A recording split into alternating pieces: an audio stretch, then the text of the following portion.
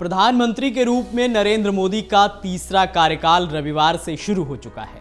इससे पहले कैबिनेट विस्तार में एनडीए के सभी दलों को शामिल किया गया है, लेकिन अजित पवार की पार्टी एनसीपी से कोई मंत्री नहीं बना है। अभी तक किसी का नाम सामने नहीं आया है। वजह यह सामने आई है कि प्रफुल्ल पटेल और सुनील तटकरे मंत्री पद को लेकर आपस में भिड़ गए हैं। बीजेपी आलाकमान ने उनसे कहा है कि पहले अपनी पार्टी में इस बात को लेकर जो नाराजगी है उसे दूर करें। दूसरी ओर अजित पवार और प्रफुल्ल पटेल ने कहा है कि उनकी पार्टी को राज्य मंत्री का पद दिया जा रहा था, लेकिन वे लोग कैबिनेट मंत्री मांग रहे थे। वे लोग कैबिनेट मंत्री के पद के लिए इंतजार करने के लिए तैयार हैं। इस बीच राष्ट्रवादी कांग्रेस पार्टी एनसीपी के अध्यक्ष अजित पवार ने सोमवार को सबको चौंका दिया। उन्होंने पार्टी के स्थापना दिवस समारोह में अपने चाचा और राजनीतिक प्रतिद्वंदी शरद पवार की अप्रत्याशित रूप से तारीफ की। उन्होंने शरद पवार को अपना मार्गदर्शक बताते हुए कहा कि शरद पवार ने पार्टी को खड़ा करने में महत्वपूर्ण भूमिका निभाई है। अजित पवार ने कहा कि शरद पवार ने 25 साल पहले कांग्रेस की सोनिया गांधी की राष्ट्रीयता को लेकर एनसीपी की स्थापना की थी।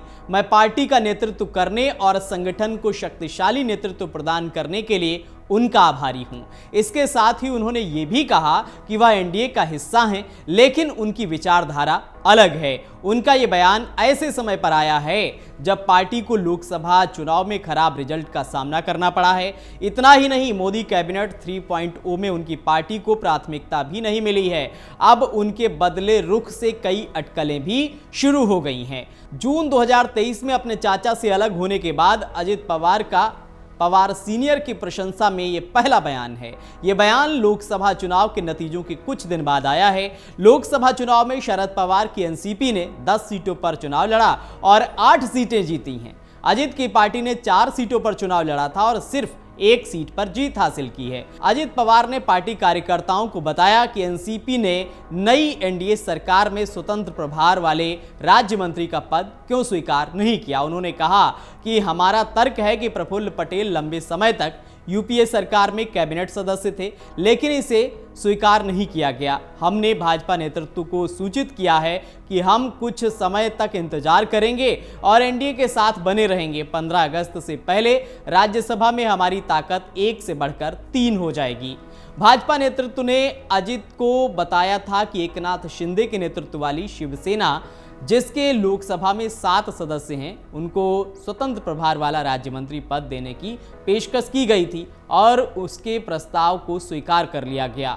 अजित ने स्पष्ट किया कि एनसीपी ने शिवसेना और बीजेपी से हाथ मिला लिया है, लेकिन पार्टी की विचारधारा में कोई बदलाव नहीं आया है। उन्होंने कहा कि हमारी विचारधारा वही है। हम शाहू महाराज, महात्मा फुले और डॉक्टर अंबेडकर के दिखाए रास्ते पर चलते हैं। एनडीए के संविधान में बदलाव के दावों पर अजित ने कहा कि विपक्ष गलत बयानबाजी करने में सफल रहा है। उन्होंने कहा यह गलत प्रचार था, ऐसा लगता है कि हम इसका मुकाबला नहीं कर पाए।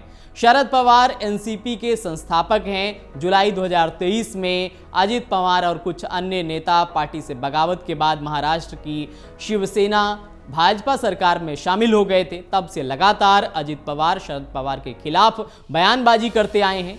अलग होने के बाद से ये पहला मौका है जब उन्होंने शरद पवार की तारीफ की है। तो इस तरह से एक तरफ जहां उन्हें मोदी सरकार में कैबिनेट मंत्री का पद नहीं मिला है, वहीं अब उन्होंने अपने चाचा की तारीफ की है।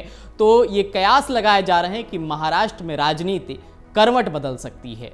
अगर आप ये वीडियो YouTube पर देख रहे हैं तो हमारे चैनल को सब्सक्राइब करें और बेल आइकन को दबाना ना भूलें। अगर आप Facebook पर ये वीडियो देख रहे हैं तो हमारे पेज को लाइक करें।